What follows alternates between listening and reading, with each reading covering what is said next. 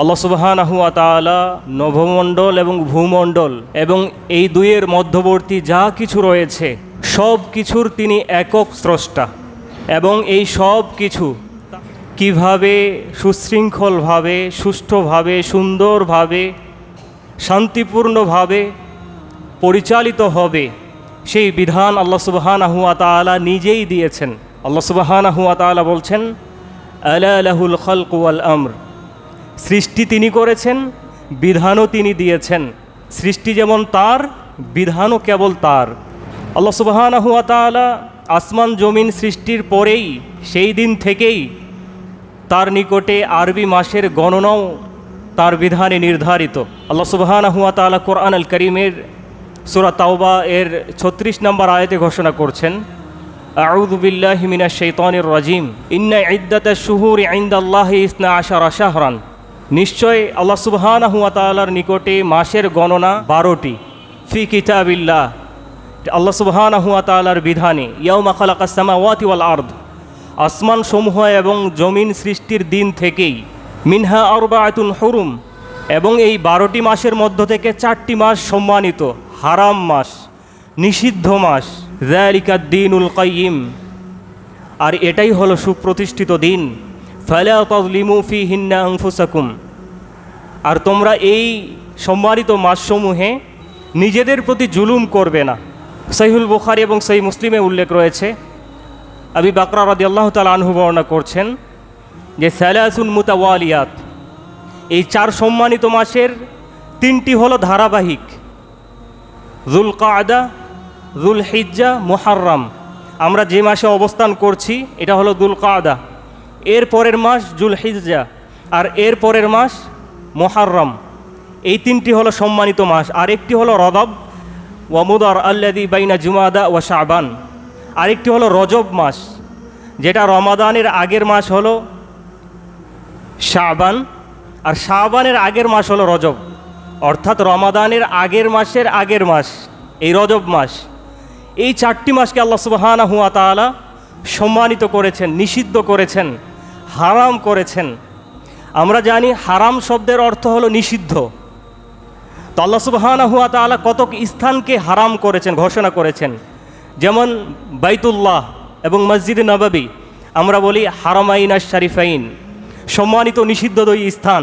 অর্থাৎ এই 2 স্থানে আল্লাহ সুবহানাহু ওয়া তাআলা এর যে সম্মান দিয়েছেন, যে মর্যাদা দিয়েছেন, যে পবিত্রতা দিয়েছেন, এটাকে ধরে রাখার জন্য আল্লাহ সুবহানাহু ওয়া তাআলা কতক নিয়ম, কতক নীতিমালা দিয়ে দিয়েছেন যে সেসব স্থানে শিকার করা যাবে না, গাছ কাটা যাবে না।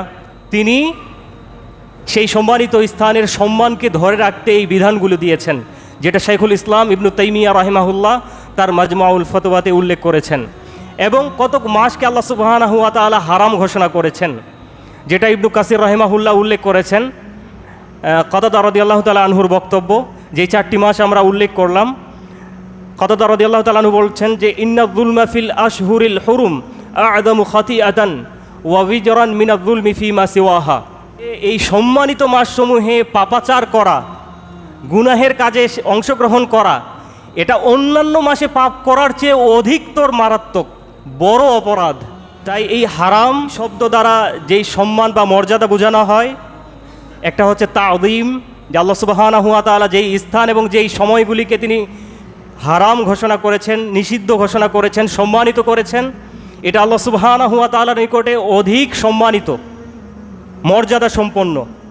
2 নম্বর, এটা হলো তাশরিফ, মর্যাদা সম্পন্ন। অর্থাৎ এই সময়গুলিতে কোনো বান্দা যদি যথাযথভাবে মূল্যায়ন করে পরিপূর্ণভাবে রবের দাসত্ব ও গোলামিতে নিজেকে শামিল করতে পারে, সে মর্যাদা সম্পন্ন হবে, সে সম্মানিত হবে, অধিক ফজিলত অর্জন করতে সক্ষম হবে। আর 3 নম্বর হলো তাগলিজ। তাগলিজ অর্থাৎ এই মাসসমূহে বা এই স্থানসমূহে যদি কেউ পাপাচার এবং সীমালঙ্ঘনমূলক কাজে অংশগ্রহণ করে, তাহলে সে বড় অপরাধী হিসেবে গণ্য হবে, সীমালঙ্ঘনকারী হিসেবে গণ্য হবে। সম্মানিত সুধী, আমরা যে মাসে অবস্থান করছি এই মাসের নাম হলো যুলকাদা। যু শব্দের অর্থ হচ্ছে মালিক হওয়া, আর কাদা শব্দের অর্থ হলো বসা। অর্থাৎ বসার মাস, বসে থাকার মাস। এই মাসকে বসে থাকার মাস কেন বলা হয়? যে লিআন্নাহুম কানু ইয়াকুদুনা ফীহি আনিল গাজবি ওয়াল গারাতি ওয়াল কিতাল, যে আরবেরা এই মাসে তারা যুদ্ধ বিগ্রহ, সীমালঙ্ঘনমূলক কাজ এগুলো থেকে নিজেদেরকে বিরত রেখে বাড়িতেই নিজেকে আটকে রাখতো, বসে থাকতো। এজন্য এই মাস হলো বসে থাকার মাস। এই মাসের সম্মান, যেহেতু সম্মানিত মাস, এই মাসের সম্মান আমরা কিভাবে দিব? যে অন্যান্য মাসে যতটুকুই পাপ করি, এই মাসের সম্মানে যেহেতু আল্লাহ তাআলা সম্মানিত করেছেন, সেই পাপগুলি থেকে পারতপক্ষে আপনাকে আমাকে একটু বেঁচে থাকার চেষ্টা করতে হবে। আজকে আমরা মুসলিম সমাজে আমাদের অবস্থা এই যে কখন সম্মানিত মাস আসে আর কখন সম্মানিত মাস চলে যায় এটা আমরা টেরও পাই না। স্বাভাবিকভাবে যেভাবে চলি ওই গতিতেই আমরা 12 মাস চলি। রমাদান আসলে একটু পরিবর্তন হয়, আবার রমাদান গেলে পূর্বের অবস্থায় ফিরে যাই। ওই যে একটা উদাহরণ দিয়েছিলাম যে বাবা সন্তানকে পাঠিয়েছে বিদেশে পড়ালেখা করতে, বাবা যেদিন তোমার নতুন পড়া আর পুরাতন পড়া তোমার কাছে সমান মনে হবে সেদিন তুমি চলে আসবে, মনে করবে যে তোমার পড়ালেখা শেষ। মানে বাবা বোঝাতে চেয়েছে যে নতুন পড়া তো তুমি পারো না আর পুরাতন পড়া পারো, যখন তোমার অভিজ্ঞতা অর্জন হবে নতুন পুরাতন তো দুটাই তুমি পারবে। তো সন্তান পড়ালেখা করতে গিয়ে দেখে নতুন যেটা সেটা তো পারেই না, পুরাতনগুলোও ভুলে গেছে। তো মনে করছে তো বাবা বলেছে পুরাতন আর নতুন যখন সমান হবে তখন আর পড়ালেখার দরকার নাই, তুমি বাড়িতে ফিরে এসো। তো সন্তান বাড়িতে ফিরে গেছে, কারণ তার নতুন আর পুরাতন সমান। তো আপনার আমার রমাদান চলে গেলে ওই আগের যেই কাজ করতাম, রমাদান চলে গেলে আপনার আমার ওই পূর্বের অবস্থায় আমি ফিরে যাই। আগের আর পরের অবস্থা আপনার আমার সমান। সম্মানিত সুধী, এটা কখনো কোনো মুসলিমের জন্য শোভনীয় নয়, সমীচীন নয়। কোনো মুসলিমের জন্য এটা শোভা পায় না এই মুনাফিকি চরিত্র, যে সে রমাদানে একটু ভালো কাজ করবে, রমাদান চলে গেলে আবার পূর্বের অবস্থায় ফিরে যাবে। সম্মানিত সুধী, তাই এই সম্মানিত মাসে, এই হারাম মাসে, এই নিষিদ্ধ মাসে আমরা কিছু নিষিদ্ধ বিষয়, কিছু হারাম বিষয় আপনাদের সম্মুখে উল্লেখ করতে চাই। শুরুতেই আমরা সহিহুল বুখারীর একটি হাদিস উল্লেখ করতে চাই। এক গরু অভিযোগ করলো। কি অভিযোগ করলো? যে গাভীটির উপরে তার মালিক চড়ে বসেছে। খুলিকতুলিল হিরাসা লাম উখলাক লিহাদা, আমাকে এই কারণে সৃষ্টি করা হয়নি যে আমার উপরে আমার মনিব চড়বে, বরং আমাকে সৃষ্টি করা হয়েছে খুলিকতুলিল হিরাসা, চাষাবাদের জন্য, ক্ষেত খামারের জন্য। গরুর এই বক্তব্য আল্লাহ রাসূল সাল্লাল্লাহু আলাইহি সাল্লাম শুনলেন। তাহলে একটা গাভী, চতুষ্পদ জন্তু, যার জ্ঞান নেই, বুদ্ধি নেই, সেও জানে আল্লাহ তাআলা তাকে কেন সৃষ্টি করেছেন। কিন্তু আমরা সর্বোত্তম জাতি, সর্বশ্রেষ্ঠ জাতি, আল্লাহ সুবহানাহু ওয়া তাআলা আমাদেরকে শ্রেষ্ঠত্ব দান করেছেন, কিন্তু আমি জানি না যে আমাকে আল্লাহ তাআলা কেন সৃষ্টি করেছেন। এজন্য আল্লাহ সুবহানাহু ওয়া তাআলা আপনার আমার বিষয়ে বলেছেন, ওয়ালাকাদ যারানা লিজাহান্নামা কাসীরাম মিনাল জিন্নি ওয়াল ইনস, জাহান্নামের জন্যই সৃষ্টি করেছি মানুষ এবং জিনকে। লাহুম কুলুবুন লা ইয়াফকাহুনা বিহা, এদের অন্তর আছে, এ দিয়ে অনুধাবন করে না। ওয়ালাহুম আ'য়ুনুন লা ইউবসিরুনা বিহা, চক্ষু আছে, এ দিয়ে তারা দেখে না। তাদের কান আছে, তা দিয়ে তারা শ্রবণ করে না। উলাইকা কাল আনআম, এরাই হলো চতুষ্পদ জন্তু। আল্লাহর বিধিবিধান জানে, বুঝে, কিন্তু মানে না।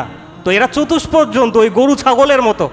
বালহুম আদাল, বরং এর চেয়েও অধিকতর নিকৃষ্ট। কারণ জেনে বুঝেও এরা আল্লাহর দিন মানে না, দেখেও দেখে না, শুনেও শুনে না। সম্মানিত সুধী, আল্লাহ রাসূল সাল্লাল্লাহু আলাইহি ওয়াসাল্লাম বলছেন, যে হাদিসটি হাকিম এবং দারাকুতনিতে উল্লেখ রয়েছে, মা আহাল্লাল্লাহু ফি কিতাবিহি ফাহুয়া হালালুন, আল্লাহ সুবহানাহু ওয়া তাআলা তার বিধানে যা হালাল করেছেন সেটা হালাল। ওয়ামা হাররামা ফাহুয়া হারামুন, তিনি যেটা হারাম করেছেন, নিষিদ্ধ করেছেন সেটা হারাম। ওয়ামা সাকাতা আনহু ফাহুয়া আফিয়াতুন, তিনি যে বিষয়ে চুপ থেকেছেন সেটা ক্ষমা। ফাকবালু মিনাল্লাহিল আফিয়া, তোমরা আল্লাহ সুবহানাহু ওয়া তাআলার ক্ষমাকে গ্রহণ করো। ফাইন্নাল্লাহা লাম ইয়াকুন নাসিয়া, আল্লাহ রাব্বুল আলামিন তিনি কোনো কিছু বিস্মৃত হন না, ভুলে যান না, তার স্মৃতি থেকে কোনো কিছু মুছে যায় না। সম্মানিত সুধী, এখানে আমাদেরকে আল্লাহ রাসূল সাল্লাল্লাহু আলাইহি সাল্লাম বলে দিয়েছেন যে সমস্ত বিষয় হালাল সেগুলো আল্লাহর পক্ষ থেকেই হালাল, আর যেগুলো হারাম নিষিদ্ধ সেগুলো আল্লাহর পক্ষ থেকেই হারাম। সুতরাং হালাল হারাম এই বিধানদাতা আল্লাহ সুবহানাহু ওয়া তাআলা। আমরা তো আপনাদের সম্মুখে কেবল অনুবাদ করে শুনাই, কিন্তু কথাগুলো আল্লাহর এবং তার রাসূলের। যদি আপনাদের অপছন্দ হয়, আমাদেরকে অপছন্দ করার কোনো প্রয়োজন নেই।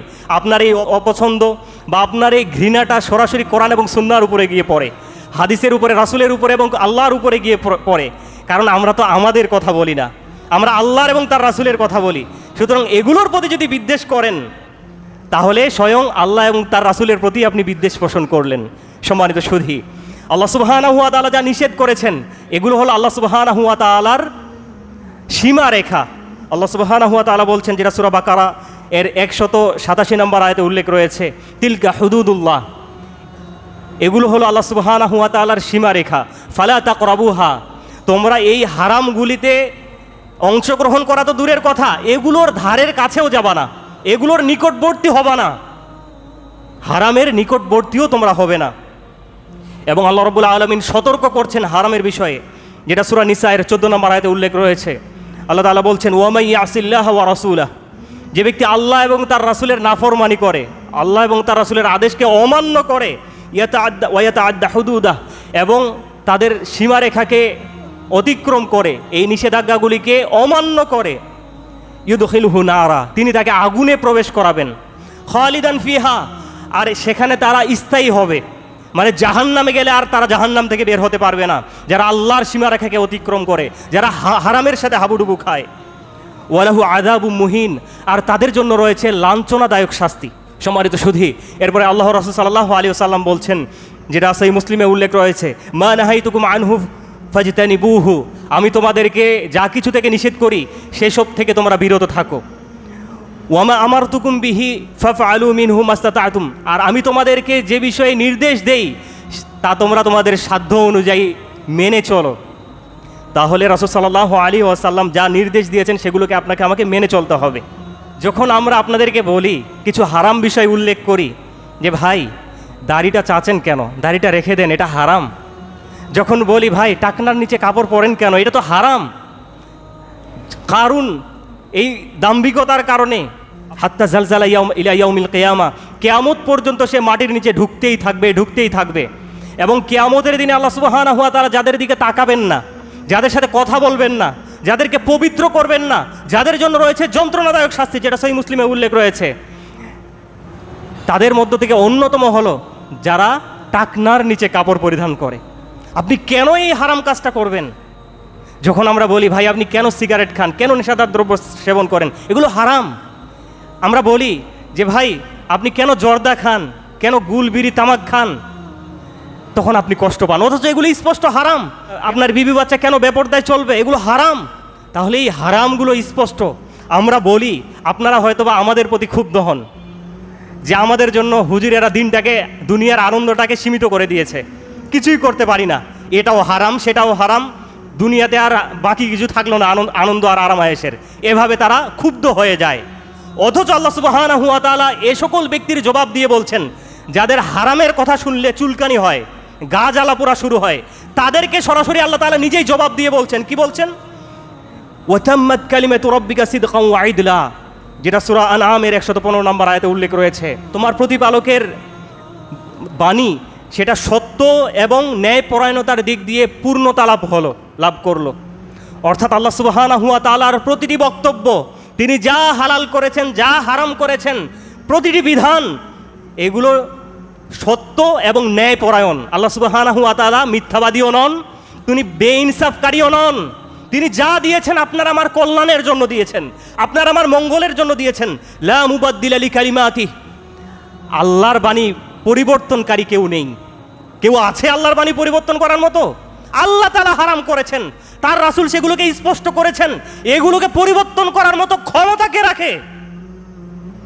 আল্লাহ রাসূল সাল্লাল্লাহু আলাইহি ওয়াসাল্লাম স্পষ্ট বলেছেন। কি বলেছেন? যে লা তাআতা লিমাখলুকিন ফি মাসিয়াতিল খালিক, স্রষ্টার অবাধ্য হয়ে সৃষ্টির কোনো আনুগত্য চলবে না, কারো আনুগত্য চলবে না, যেই আনুগত্য করলে স্রষ্টার অবাধ্য হতে হয়। সম্মানিত সুধী, আল্লাহ সুবহানাহু ওয়া তাআলার বাণী পরিবর্তনকারী কেউ নেই, আর তিনি হলেন ওহুয়াস সামিউল আলিম, তিনি হলেন সর্বশ্রোতা এবং সর্বজ্ঞ। আল্লাহ সুবহানাহু ওয়া তাআলা আরও বলছেন কোন বিষয়গুলোকে হারাম করেছেন আর কোনগুলোকে হালাল করেছেন, যেটা সূরা আরাফের 157 নম্বর আয়াতে উল্লেখ রয়েছে। আল্লাহ তাআলা বলছেন, ওয়া ইউহাল্লিলু লাকুমুত তাইয়্যিবাত ওয়া ইউহাররিমু আলাইহিমুল খাবাইস, তিনি তোমাদের জন্য পবিত্র জিনিসগুলোকে হালাল করেছেন আর অপবিত্র মন্দগুলোকেই তিনি তোমাদের জন্য হারাম করেছেন। তিনি যেগুলোকে হারাম করেছেন এগুলো পবিত্র না, এগুলো ভালো নয়, এগুলো কল্যাণকর নয়। আর যেগুলোকে হালাল করেছেন এগুলো কল্যাণকর, এগুলো উপকারী, এগুলোতে কল্যাণ রয়েছে। সম্মানিত সুধী, আজকে যদি একজন সম্মানিত মানুষ আপনাকে আমাকে একটা নির্দেশ দেয়, এই তুমি এটা করবে না, তৎক্ষণাৎ যদি আপনি সেটা করেন, ওই সম্মানিত মানুষের আর সম্মান থাকে? এটা সহিহুল বুখারীতে উল্লেখ রয়েছে। আল্লাহ রাসূল সাল্লাল্লাহু আলাইহি সাল্লাম বলছেন, ইন্নাল্লাহা ইউগারু, আল্লাহ সুবহানাহু ওয়া তাআলার আত্মমর্যাদাবোধ রয়েছে, সম্মান রয়েছে। ওয়া গায়রাতুল্লাহ, আর আল্লাহর মানহানি তখন হয়, তার সম্মানে তখন আঘাত হানে। আইয়াতিয়াল মারু ইদা হারামাল্লাহ, যখন মানুষ ওই কাজটা করে যেই কাজ আল্লাহ তাআলা হারাম করেছেন। যখন আল্লাহ তাআলার হারাম কাজ কোনো ব্যক্তি করে, তখন সরাসরি আল্লাহ সুবহানাহু ওয়া তাআলার সম্মানবোধ, আত্মমর্যাদা জেগে উঠে, তার মানহানি হয়, কারণ তিনি নিষেধ করেছেন আর আপনি তাকেই বৃদ্ধাঙ্গুলি দেখিয়ে সেই হারাম কাজে অংশগ্রহণ করছেন। এটা আল্লাহ সুবহানাহু ওয়া তাআলার মানহানি হয়। সম্মানিত সুধী, তাই আপনাকে আমাকে মনে রাখতে হবে যে আল্লাহ সুবহানাহু ওয়া তাআলা কত জিনিস হারাম করেছেন, যেটা আল্লাহ রাসূল সাল্লাল্লাহু আলাইহি সাল্লাম বলছেন যে ইন্নাল্লাহা হাররামা বাইয়াল খামর। আল্লাহ রাসূল সাল্লাল্লাহু আলাইহি ওয়াসাল্লাম বলছেন যে আল্লাহ তাআলা নেশাদার দ্রব্য, মদ এবং নেশাদার দ্রব্যকে কেনাবেচা করা হারাম করেছেন। ওয়াল মাইতাতা, মৃত জন্তুকেও তিনি কেনাবেচা করা হারাম করেছেন। ওয়াল খিনজির, শকুর কেনাবেচা করাও হারাম করেছেন। ওয়াল আসনাম, মূর্তি কেনাবেচা করাও তিনি হারাম করেছেন, নিষিদ্ধ করেছেন। অর্থাৎ যেই জিনিস আল্লাহ তাআলা হারাম করেছেন, ওই জিনিস কেনাবেচা করাও হারাম।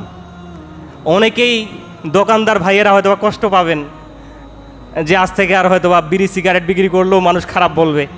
আমাদের করার কিছু নাই, কথাটা আল্লাহ রাসূলের আমি অনুবাদ করলাম।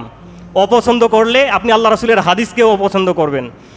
আল্লাহ রাসূল সাল্লাল্লাহু আলাইহি সাল্লাম স্পষ্টভাবে বলছেন, যেটা দারাকুতনিতে উল্লেখ রয়েছে, ইবনে হিব্বানে উল্লেখ রয়েছে। আল্লাহ রাসূল বলছেন, ইন্নাল্লাহা আযজা ওয়া জাল ইদা হাররামা শাইআন হাররামা সামানাহু। আল্লাহ তাআলা যখন কোনো জিনিসকে হারাম করেন, তখন সেটার কেনাবেচাও হারাম করে দেন। অর্থাৎ যেই জিনিস হারাম, সেটা কেনাবেচা করাও হারাম। শুধু আমরা বক্তব্য দিব যে সিগারেট খাবেন না, গুল খাবেন না, জর্দা খাবেন না, মদ খাবেন না, ইয়াবা, ফেন্সিডিল, এই নেশাদার দ্রব্য থেকে বিরত থাকবেন, আর আপনারা কেনাবেচা করবেন, সমাজ থেকে এই মন্দ কাজ কখনো দূরীভূত হবে না। আজকে আমাদের এই বক্তব্যের সাথে তাল মিলিয়ে আজকে বলেন যে কয় টাকাই ব্যবসা বাণিজ্য হোক, আজ থেকে আর হারাম বিক্রি করব না, অটোমেটিকভাবে সমাজ পরিবর্তন হবে। একটা কূপে যদি ময়লা পড়ে, সেই কূপ কিভাবে পবিত্র করব? সেই ময়লাটাকে আগে তুলে ফেলতে হবে, এরপরে সেখান থেকে 40 বালতি তুলে ফেলতে হবে পানি, তাহলে সেই কূপের পানি পবিত্র হবে। এখন যদি কূপ থেকে ময়লাটা তুলে না ফেলে, 40 বালতি কেন 100 বালতিও যদি তুলি, ওই কূপের পানি কখনো পবিত্র হবে না। আজকে আমরা যতই বক্তব্য দেই, আপনারা যদি সচেতন না হন, সামাজিকভাবে প্রতিরোধ গড়ে না তুলেন, তাহলে কখনো এই নেশাদার দ্রব্য সমাজ থেকে উঠবে না। আমরা বক্তব্য দিব, আপনারা কেনাবেচা করবেন, আপনারা নেশাদার দ্রব্যের আড্ডা বসাবেন, আপনারা এগুলোর পার্সেন্ট খাবেন, আপনারা কে কোথায় কেনাবেচা করেন, সমাজকে এইভাবে কলুষিত করছেন, নোংরা করছেন, এই বক্তব্য কোনো কাজে আসবে না। সামাজিকভাবে প্রতিরোধ করে তুলতে হবে। আমরা বলবো, ভাই নামাজ পড়েন, আপনারা নামাজ পড়বেন না। এখন কিভাবে সামাজিকভাবে এই বেনামাজিদেরকেও প্রতিরোধ গড়ে তুলতে হবে, যে বেনামাজির দোকানে কেনাকাটা করবো না, যে নামাজ পড়ে না, কেনাবেচা করে, আজানের পরেও দোকান খুলে রাখে, তার দোকানে কিনবো না, বয়কট করেন। দেখেন তো সে ব্যক্তি নামাজি হয় কিনা। আপনি যেই ব্যক্তি বেনামাজি, আপনি তার পরিবারে দাওয়াত গ্রহণ করবেন না, যে আমি বেনামাজির দাওয়াত খাই না, দেখেন তো নামাজ ধরে কিনা। সামাজিকভাবে প্রতিরোধ গড়ে তুলতে হবে। এই বক্তব্য দিয়ে সমাজ চেঞ্জ হবে না, আপনাকেও এর ভূমিকা রাখতে হবে। আমরা বক্তব্য দিব ঠিকই, কিন্তু এখানে আপনাদেরও ভূমিকা থাকতে হবে, যে বেনামাজির জানাজা পড়বো না, বেনামাজিকে মুসলিমের গোরস্থানে দাফন করা যাবে না, গরু ছাগলের মতো মাটিতে পুঁতে দিতে হবে। এভাবে বলেন, আপনারা মসজিদের দায়িত্বশীল, আপনারা বলবেন, ইমাম সাহেব বেনামাজির জানাজা কিন্তু আপনি পড়াবেন না, বেনামাজির জানাজা গরু ছাগলের মতো পুঁতে দিক তার লাশ। দেখেন তো বেনামাজি সোজা হয় কিনা। পিতারা বলুক আজকে যে কোনো মুসলিমের ওয়ারিস কোনো কাফের হতে পারে না। আল্লাহ রাসূল বলেছেন যে কোনো মুসলিমের ওয়ারিস কাফের হতে পারে না। আর যে ব্যক্তি বেনামাজি, আল্লাহ রাসূল বলেছেন যে সে ব্যক্তি হলো কুফরি করলো, সে কাফের হয়ে গেল, যে নামাজ ছেড়ে দিল। তাহলে সন্তানকে যদি বলেন, বাবা জমি সম্পদ মসজিদ মাদ্রাসায় দান করে দিব, যদি তুমি নামাজি না হও, নামাজি হবা, আমার ঘরে ভাত আছে, আমার সম্পদে তোমার অধিকার আছে, বেনামাজি হবা, দিন মানবা না, সম্পদ যা আছে আল্লাহর ঘরে মসজিদ মাদ্রাসায় দিয়ে দিব। দেখেন তো আপনার সন্তান সোজা হয় কিনা। বক্তব্য দিয়ে সমাজ পরিবর্তন হবে না, আপনাকেও এর জন্য ভূমিকা রাখতে হবে। সম্মানিত সুধী, আল্লাহ সুবহানাহু ওয়া তাআলা স্পষ্টভাবে বক্তব্য দিয়েছেন, যেটা সূরা বাকারার 168 নম্বর আয়াতে উল্লেখ রয়েছে, ইয়া আইয়ুহান নাস, ওহে মানবকুল, ওহে মানুষ সকল, কুলু মিম্মা ফিল আরদি হালালান তাইয়্যিবা, তোমরা যা হালাল এবং পবিত্র তোমরা সেগুলো ভক্ষণ করো। যেটা হারাম, যেটা অপবিত্র, সেটা ভক্ষণ করবে না। সম্মানিত সুধী, আজকে আমরা একটা হারাম বিষয়ে শুধু উল্লেখ করি সংক্ষিপ্ত আকারে, যে আল্লাহ সুবহানাহু ওয়া তাআলা মদকে হারাম করেছেন, নেশাদার দ্রব্যকে হারাম করেছেন। প্রথমত তিনি সূরা বাকারা এর 219 নম্বর আয়াতে বলেছেন যে তারা মদ সম্পর্কে, জুয়া সম্পর্কে জিজ্ঞেস করবে, আপনি বলে দেন যে এর উপকারের চেয়ে ক্ষতি বেশি। এরপরেও মদ তখনও হালাল ছিল ইসলামের প্রথম যুগে। দ্বিতীয় স্তরে আল্লাহ সুবহানাহু ওয়া তাআলা এটাকে আর একটু শক্ত করে দিলেন, কারণ নামাজে গিয়ে অনেকেই ভুলভাল বলা শুরু করে দিল। তখন আল্লাহ তাআলা আয়াত নাজিল করে দিলেন যে তোমরা, যেটা সূরা নিসা এর 43 নম্বর আয়াতে উল্লেখ রয়েছে, লা তাকরাবুস সালাহ ওয়া আনতুম সুকারা, নেশাগ্রস্ত অবস্থায় তোমরা মসজিদে যাবে না। তখন কি করতো সাহাবায়ে কেরাম বা অন্যান্যরা সে সময়কার, তারা মসজিদে যাওয়ার আগে অন্য সময় নেশা করতো, মসজিদে আসার সময় করতো না। এরপরে উমর রাদিয়াল্লাহু তাআলা আনহু আল্লাহর কাছে দোয়া করলেন, আল্লাহ একটা স্পষ্ট বিধান দাও। এরপরে আল্লাহ তাআলা আয়াত নাজিল করলেন সূরা মাইদা এর 90 নম্বর আয়াত, যে এই নেশাদার দ্রব্য, এরপরে জুয়া, এরপরে ভাগ্যের তীর, কুলক্ষণ গ্রহণ করা, মূর্তি, এগুলো সব শয়তানের কাজ, এগুলো থেকে তোমরা বিরত থাকো। আল্লাহ তাআলা আয়াত নাজিল করে দিলেন। 3 স্টেপে আল্লাহ তাআলা এই নেশাদার দ্রব্যকে হারাম ঘোষণা করেছেন। এখন আমি বলবো যে হুজুর তাহলে মদ হারাম, তাহলে গুল, বিড়ি, সিগারেট আর ইয়াবা, বাবার, ফেন্সিডিল যা আছে, যত রকমের মাদক আছে, এগুলো হারামের দলিল কই? এগুলো হারামের দলিল আল্লাহ রাসূল স্পষ্টভাবে বলেছেন, লা দরারা ওয়ালা দিরারা, কেউ নিজেরও ক্ষতি করতে পারবে না, অন্যেরও ক্ষতি করতে পারবে না। আপনি এগুলো খেয়ে কি উপকৃত হচ্ছেন, না নিজেকে ধ্বংসের দিকে ঠেলে দিচ্ছেন? এরপরে আল্লাহ রাসূলের নিষেধটা 2 ধরনের, একটা হচ্ছে ডাইরেক্ট, আরেকটা হচ্ছে ইনডাইরেক্ট। নিষেধ তুমি স্পষ্টভাবে নিষেধ করেছেন, আরেকটা বলেছেন যেটা মা আসকারা কাসিরুহু ফাকালিলুহু হারাম, যেটার বেশি খেলে মাদকতা হয় সেটা অল্প খাওয়াও হারাম। যে সিগারেট খায় না তাকে একটা সিগারেট টানান তো সে দাঁড়িয়ে থাকতে পারে কিনা? যে জর্দা খেতে অভ্যস্ত না, গুল খেতে অভ্যস্ত না, কোনো নেশাদার দ্রব্য সেবন করতে অভ্যস্ত না, তাকে একটু দেন তো সে দাঁড়িয়ে থাকতে পারে কিনা 1 মিনিট? তাহলে এটা বেশি খেলে যদি মাতলামি হয়, এটা সামান্য খাওয়াও হারাম, এটা হারাম। এবং যারা এটা খায় তাদের ব্যাপারে আল্লাহ রাসূল সাল্লাল্লাহু আলাইহি সাল্লামের স্পষ্ট বক্তব্য, আল্লাহ রাসূল সাল্লাল্লাহু আলাইহি সাল্লাম বলছেন যে ইন্নাল্লাহা আযজা ওয়া জাল আহদান লিমান ইয়াশরাবুল মুসকিরা আন ইয়াসকিয়াহু তিনাতুল খাবাল। আল্লাহ রাব্বুল আলামিন ওয়াদা করেছেন, প্রতিশ্রুতি দিয়েছেন, যারা নেশাদার দ্রব্য সেবন করবে, যত রকমের নেশাদার দ্রব্য যেটাই হোক না কেন, তাদেরকে তিনি তিনাতুল খাবাল খাওয়াবেন। সাহাবায়ে কেরাম জিজ্ঞেস করলেন, তিনাতুল খাবাল কি হে আল্লাহর রাসূল? আল্লাহ রাসূল বললেন, উসারু আহলিন নার, জাহান্নামীদের পচা রক্ত পুজ। যারা নেশাদার দ্রব্য সেবন করবে, বিড়ি, গুল, তামাক, যত রকমের নেশাদার দ্রব্য আছে, যারা খাবে তাদেরকে জাহান্নামীদের রক্ত পুজ, এগুলো হবে তাদের খাবার।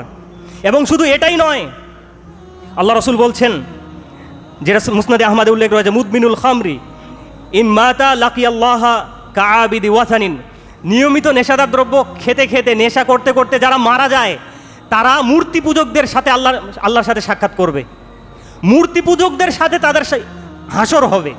আজকে যদি আপনি সিগারেট খেতে খেতে মরে যান, আমরা অনেকেই খেয়াল করেছি যারা এই সমস্ত গুনাহের কাজে লিপ্ত, তারা মরার সময় কালেমা তাদের জুটে না, মরার সময় আন্দাজি হাতে টান মারে, কি খাচ্ছেন, মানে ও সিগারেট খাবে, একটা সিগারেট দাও, একটু গুল দাও, তার নেশা উঠেছে মরার সময়ও। তাহলে এই সমস্ত ব্যক্তি মূর্তি পূজকদের সাথে তাদের হাসর হবে। এবং সর্বশেষে একটি হাদিস বলেই শেষ করব, যে আল্লাহ রাসূল সাল্লাল্লাহু আলাইহি ওয়াসাল্লাম বলছেন, মান শারিবাল খামর ওয়া সাকিরা লাম তুকবাল্লাহু সালাতান 40 ইয়াওমান, যে ব্যক্তি নেশাদার দ্রব্য সেবন করবে, মদ সেবন করবে, যত রকমের নেশাদার দ্রব্য আছে এগুলোকে সেবন করবে, যেটা ইবনে হিব্বানে উল্লেখ রয়েছে, 40 দিন তার ইবাদত কবুল হবে না। 40 দিন তার ইবাদত কবুল হবে না আল্লাহর কাছে। আপনার এই নামাজ রোজার কোনো মূল্য নেই। 2টা টান মারে মসজিদে আসবেন, মসজিদ থেকে বের হয়ে 2টা টান মারবেন, ওই জর্দা খাবেন, গুল খাবেন, যত রকমের নেশাদার দ্রব্য সেবন করবেন, 40 দিন আপনার নামাজ আল্লাহ তাআলা কবুল করবেন না। সুতরাং এই নামাজ, এই ইবাদত একেবারে আপনার মূল্যহীন, বৃথা, যদি নেশাদার দ্রব্য সেবন ছেড়ে না দেন। আল্লাহ তাআলা আপনাকে আমাকে সকলকেই এই নেশাদার দ্রব্য সেবন করা থেকে, এই হারাম কাজ থেকে বিরত থাকার তৌফিক দান করুন।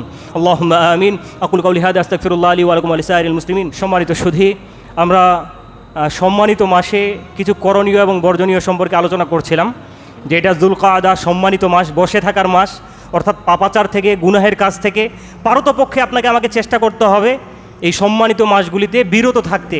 কারণ কেউ যদি অন্যায় করে সেটা একটা অন্যায়, কিন্তু যদি সম্মানিত মাসের সামনে, সম্মানিত ব্যক্তির সামনে অন্যায় করে, সেটা বড় অন্যায়। সিগারেট খান, সত্য কথা, শ্বশুরের সামনে টান মারলেন, তাহলে আপনার মতো বেয়াদব আর কেউ নাই। আপনি যে বেয়াদব নাম্বার 1, এতে আর কোনো সন্দেহ নেই। অনুরূপভাবে এই সম্মানিত মাস এটা নিঃসন্দেহে আল্লাহ সুবহানাহু ওয়া তাআলা সম্মানিত করেছেন। পাপ করেন সেটা পাপ, কিন্তু এই মাসগুলিতে পাপ করা সেটা বড় পাপ, বড় অন্যায়, বড় সীমালঙ্ঘন। সুতরাং আপনাকে আমাকে এই পাপগুলি থেকে এই মাসগুলিতে বিরত থাকার চেষ্টা করতে হবে। এবং আজকে আমরা একটা হারাম বিষয় শুধু উল্লেখ করেছি, সেটা কি? নেশাদার দ্রব্য সেবন। সুতরাং এভাবে আমরা আগামী জুমাতেও কিছু হারাম বিষয় উল্লেখ করব, যে এই হারামগুলো মুসলিমেরা হালাল মনে করে। এই হারামগুলো আমরা উল্লেখ করব, আজকে একটা উল্লেখ করেছি। সুতরাং এই একটার প্রতি আল্লাহ তাআলা আপনাকে আমাকে আমল করার তৌফিক দান করুন। সমাজ সুন্দর হয়ে যাবে, সুশৃঙ্খল হয়ে যাবে, এই কলুষিত এই সমাজ পবিত্র হবে ইনশাআল্লাহ। আল্লাহ তাআলা আপনাকে আমাকে সকলকেই এই সমস্ত নেশাদার দ্রব্য থেকে বিরত থাকার তৌফিক দান করুন। আল্লাহুম্মা আমিন।